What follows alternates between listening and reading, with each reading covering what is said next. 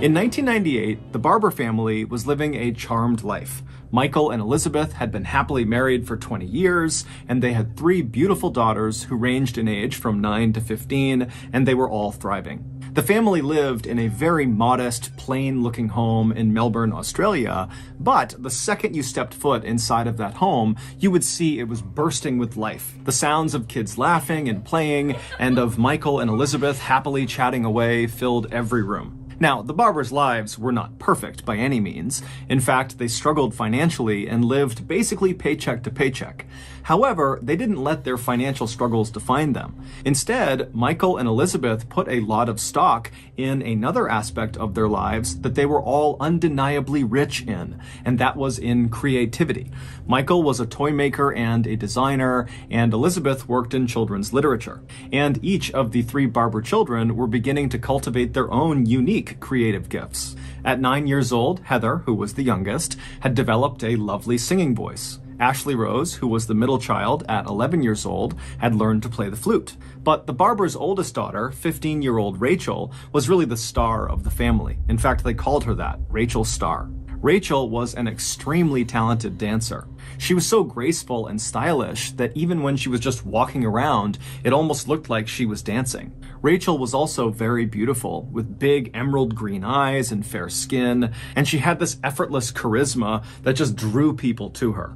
From the outside, Rachel really did look like the kid who had everything going for her, but like the rest of us, Rachel had her own struggles. Like she was not a natural student. No matter how hard she tried, math and science just seemed impossible to her. And Rachel had a number of acute fears that really made certain aspects of her life very challenging. She was deathly afraid of the dark. She was afraid of talking to strangers. She was afraid of navigating the public transportation system on her own. And even just the thought of going into a store by herself filled her with immense dread.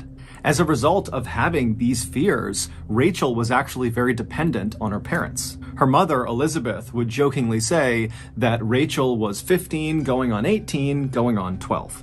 Eventually, when Rachel's anxieties and fears, combined with her struggles with traditional schoolwork, put her into a bit of a depression, her parents decided they needed to step in and take action. They wanted their Rachel Star to be happy. They wanted to encourage her and nurture her strengths. And the thing that they knew she loved the most and was the best at was dance. So in September of 1998, Michael and Elizabeth allowed Rachel to drop out of her traditional school and transfer to a full-time dance school in Richmond, which was an inner-city suburb of Melbourne located about 20 minutes away from the Barber's house. And once Rachel was enrolled in this new dance school, she blossomed. She made loads of new friends, she started modeling, which was something she was very proud of, and she met a boy, Manny, who she absolutely adored. But as well as things seemed to be going for Rachel at her new school, she would soon make a fateful decision that would have absolutely catastrophic effects. On Monday, March 1st of 1999, so 5 months after Rachel had transferred to this new dance school, Rachel and her father, Michael, like every other morning, left the Barber household, climbed into Michael's car, and began driving to Wattle Park, which was a train station closest to their house. From Wattle Park, Rachel would catch a train that would take her to the Richmond station, and then she would get off, she would meet up with a friend, they would have breakfast, and they would walk the rest of the way to their dance school. When Michael pulled into the parking lot at Wattle Park and parked the car, and Rachel was getting her stuff to climb out of the vehicle to head up to the train, he stopped his daughter and said, "Hey, remember, I'll be back here at 6:15 tonight to pick you up." And Rachel looked at him, she smiled and said, "Okay," and then she hopped out of the car and she pranced her way over to the station. Michael watched his daughter just long enough to see her climb the steps and disappear, at which point he put his car back in drive, he left the lot, and he headed back home. That evening, Michael returned to Wattle Park. But at 6:15 p.m., when the train came rolling into the station, Rachel was not on board. Michael assumed his daughter must have been running late and so missed the train she would always take, and so he just sat in the parking lot and waited for the next train to come into the station. And a few minutes later, when it pulled into the station, Rachel was not on that train either. And so Michael, he was starting to get worried because he's looking outside, it's getting dark, he knows his daughter hates being out in the dark, she's afraid of being alone, and he's wondering, what's going on with her, but he keeps telling himself that she's bound to show up any minute.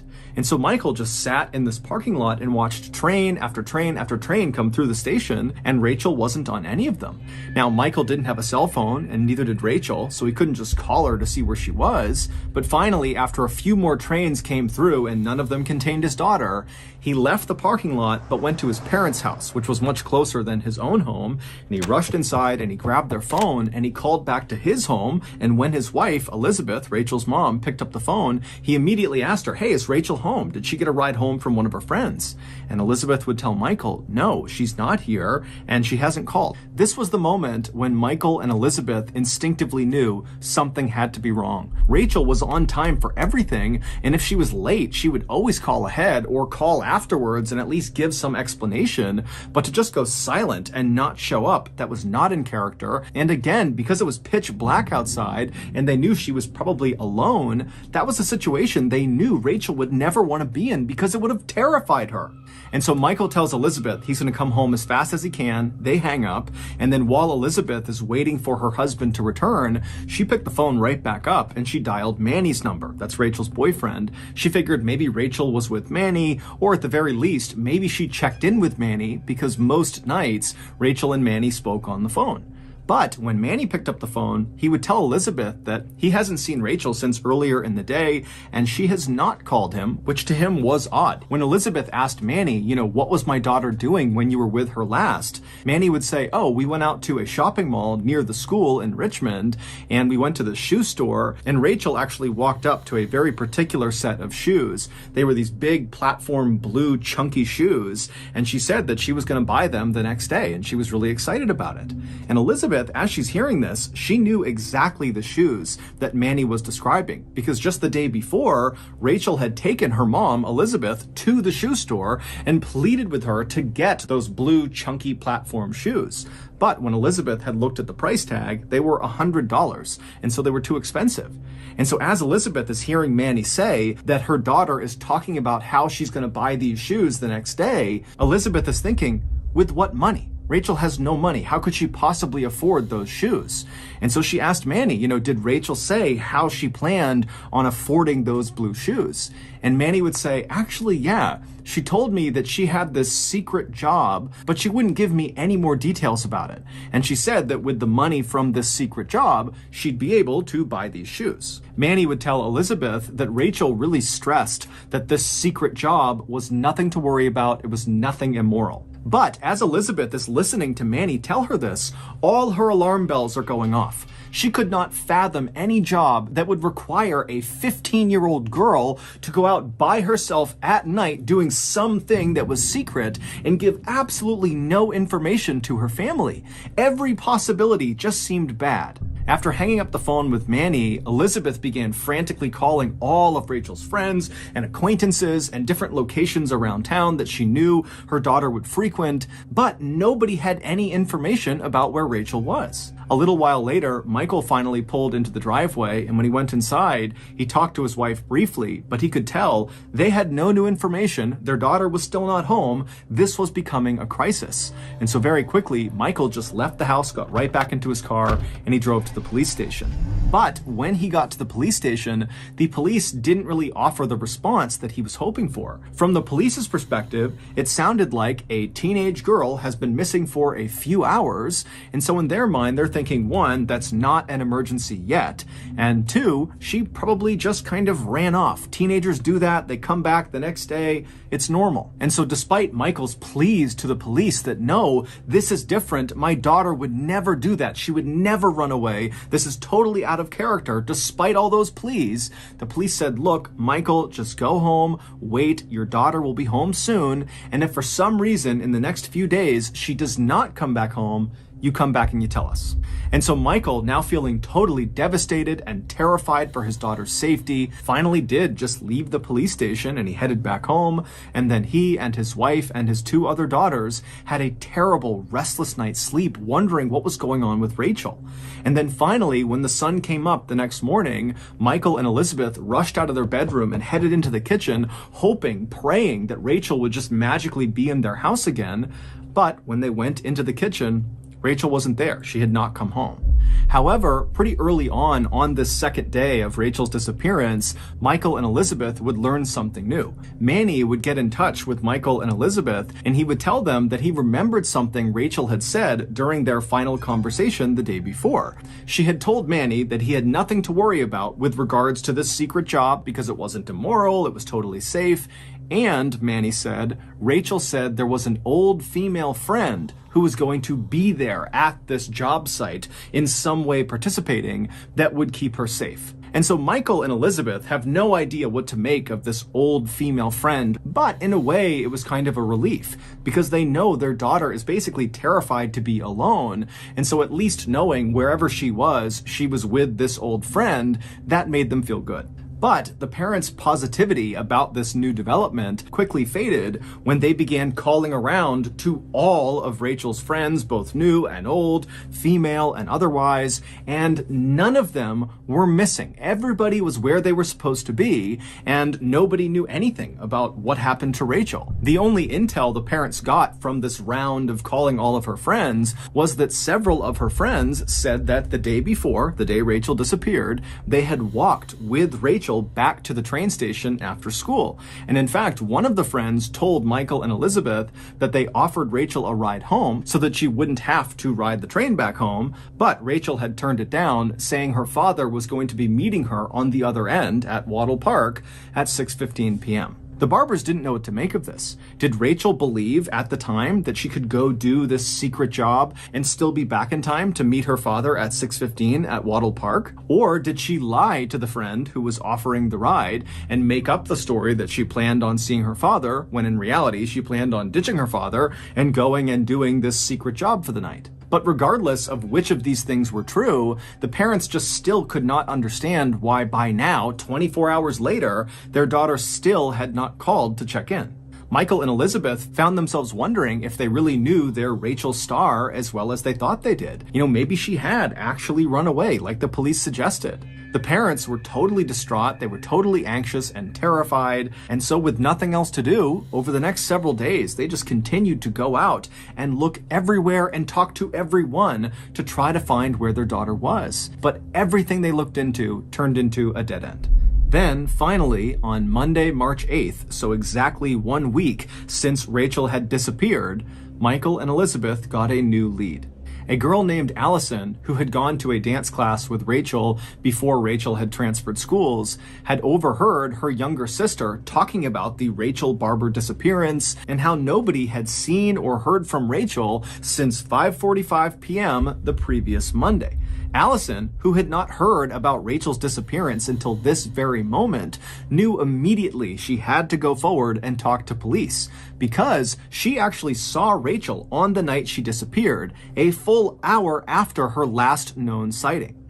At 6:40 p.m. on the night Rachel disappeared, Allison was on the train car headed to Praran, which is a suburb located southeast of where Rachel lived. And when this train that Allison was on pulled into the Richmond station and the doors opened up, Allison watched as Rachel, along with this other girl who Allison didn't recognize, walked on board and then took seats right next to each other on the other end of the train away from Allison. Now, from Allison's perspective, immediately it was clear they were friends. They were laughing and joking together and just kind of in their own world. And so Allison didn't want to be rude, so she stopped staring at them, and they continued riding the train until they got to the Praran station, at which point Allison got up to leave the train.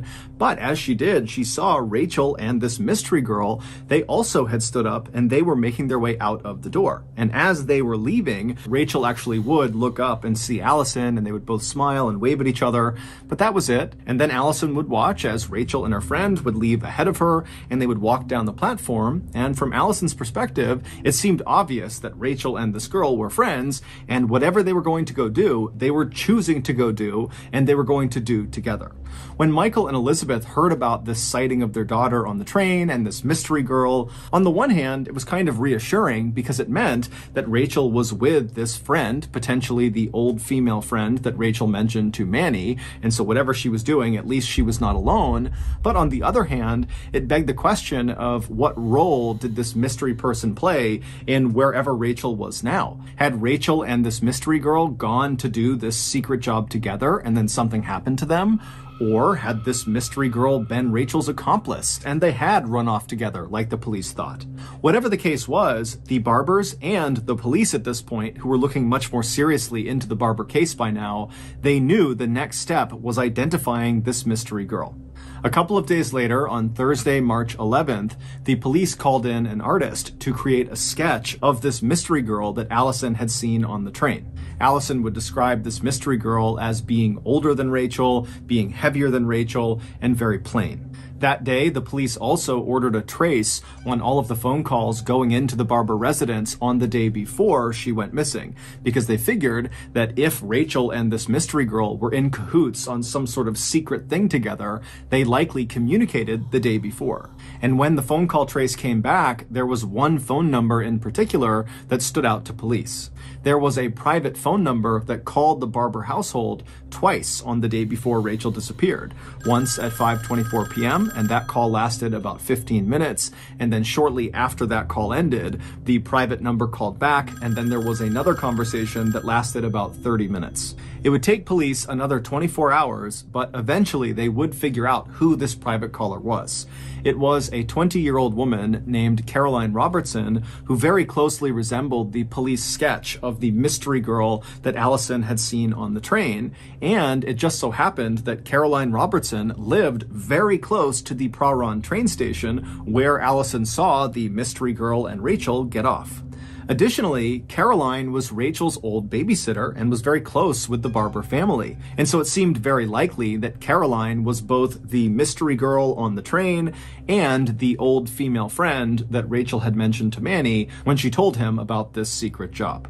This new information was a huge relief. From Michael and Elizabeth's perspective and the police's perspective, it now seemed very likely that Rachel and Caroline had just snuck off together and were now probably hiding out at Caroline's apartment near the Praron train station. And so, believing they could put an end to this missing teenager drama that night, the police hopped in their cars and they drove over to Caroline's apartment. But when they got there at 5:25 p.m., they very quickly realized that things were not as they seemed. Police walked up to Caroline's front door and they knocked and began yelling out for Caroline and Rachel to come outside, but nobody yelled back and nobody opened the door.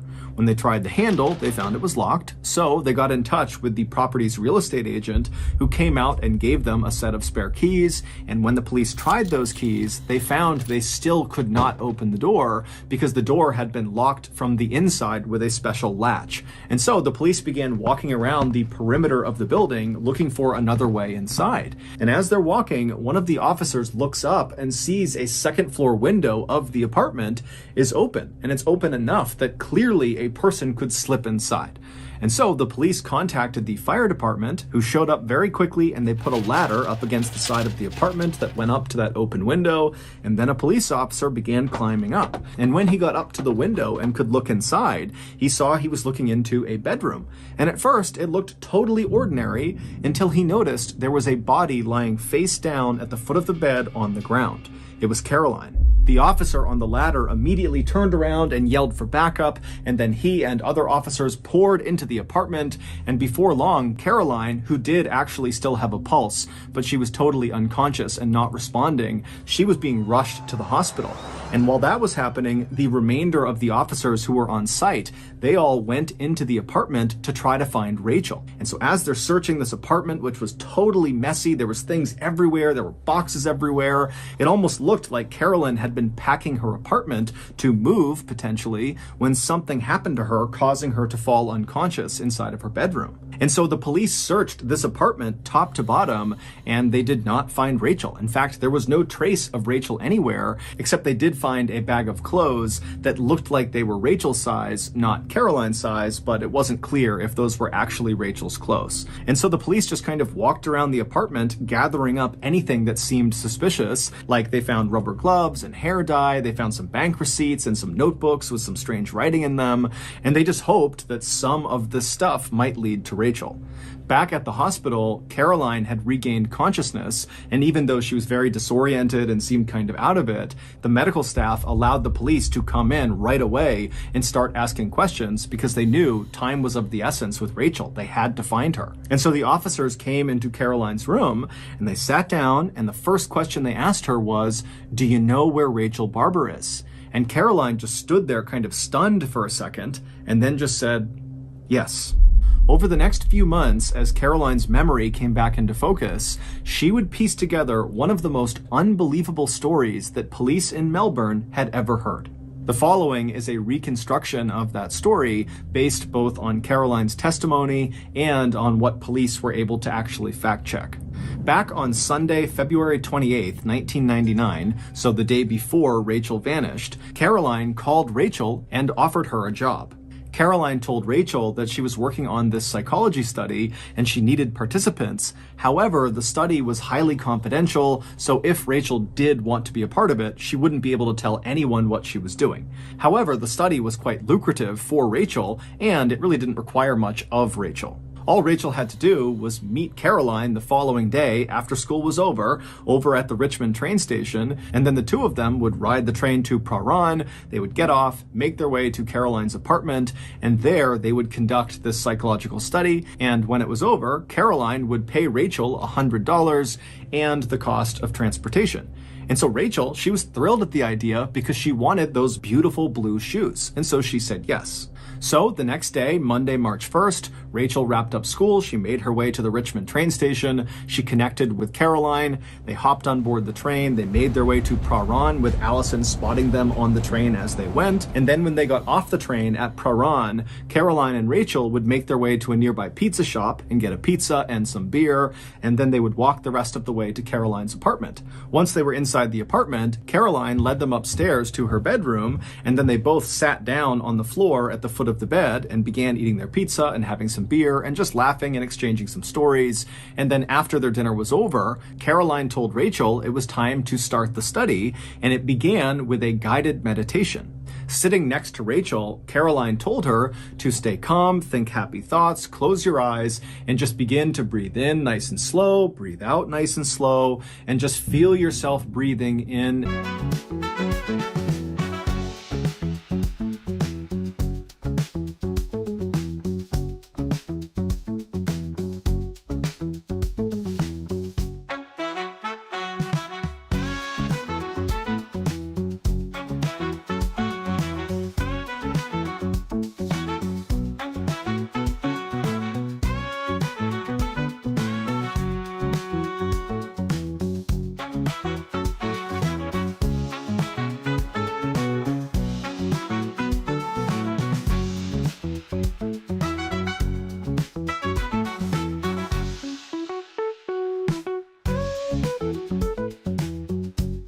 and out.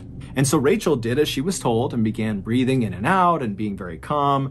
And Caroline, at this point, she stood up and began kind of pacing around the room, watching Rachel periodically and reminding her to think happy thoughts and stay calm and keep just listening to herself breathe in and breathe out.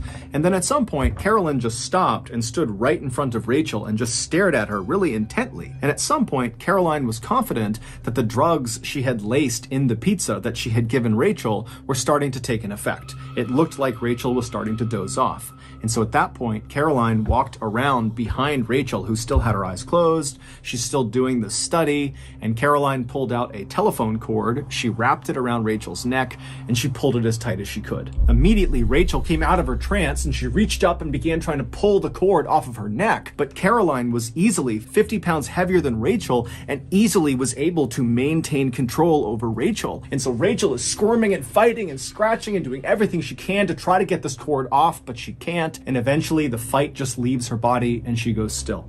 Caroline would maintain tension on that cord to ensure Rachel was dead, but then eventually she would release the tension on the cord, at which point she would drag Rachel's body into a nearby closet and she would shut the door. 2 days later, Caroline would open that closet up and she would drag Rachel's body back out of the closet with the cord still wrapped around her neck, and she would roll Rachel's body up in a carpet and then stuff her inside of a large army duffel bag that Caroline had purchased for this exact reason, for disposing Rachel's body. And then she called a taxi who came to her apartment, and she lugged Rachel's body still inside of this bag and dumped it in the taxi, and then she and Rachel's body and the taxi driver drove about an hour north to rural Kilmore, where Caroline's father had a vacation home, and there she would bury Rachel's body in a shallow grave next to one of her childhood pets. When Caroline had been rushed to the hospital because she was found unconscious in her bedroom by police, the assumption was she, and probably Rachel, had been attacked, and that was why Caroline was unconscious. But what really happened is Caroline was in her apartment and she saw the police show up, and it made her so stressed that it triggered a seizure, and that was why she passed out in her bedroom. When she came to in the hospital and people began asking her what happened, she would say that Rachel's death was an accident. However, months later, after investigators had gone through all of the evidence they had collected from Caroline's apartment, they discovered Rachel's death was anything but accidental. According to the notebooks they found all over Caroline's apartment, which were basically Caroline's journals, Caroline hated herself. She totally loathed her physical image and who she was, and she was obsessed with the girl she used to babysit, Rachel Barber. Rachel was this beautiful, perfect person that Caroline wished she could be. And so one day, Caroline decided she would just stop being Caroline and would literally become Rachel. And to do that, she would kill Rachel and assume her identity. The secret job, the psychology study that Caroline offered Rachel, was a very intentional trap. She knew Rachel wanted money for things like those blue shoes, and she knew Rachel would trust Caroline. Caroline was her babysitter, and so Rachel would have no problem going into Caroline's apartment alone at night to get the money. Caroline planned to murder Rachel and stage it so it looked like Rachel had run away, and then afterwards, Caroline planned to lose 45 pounds and then get a nose job so she would look more like Rachel. And then to complete her transformation, Caroline would legally change her name to Rachel Barber. In November of 2000, Caroline Robertson pleaded guilty to murdering Rachel Barber and was sentenced to 20 years in prison. In January of 2015, Caroline was released after only serving 15 of those 20 years. In the years after Rachel's death, Rachel's mother, Elizabeth, would write a book about the experience called The Perfect Victim, which would later be adapted into a major movie that starred some of Australia's biggest actors and actresses.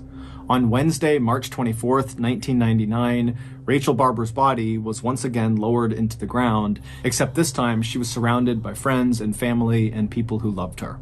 Over 850 people attended Rachel's funeral. They brought letters and poems and toys, which were all buried with Rachel, as were the blue shoes that Rachel so wanted that she planned to buy with the $100 Caroline had promised her.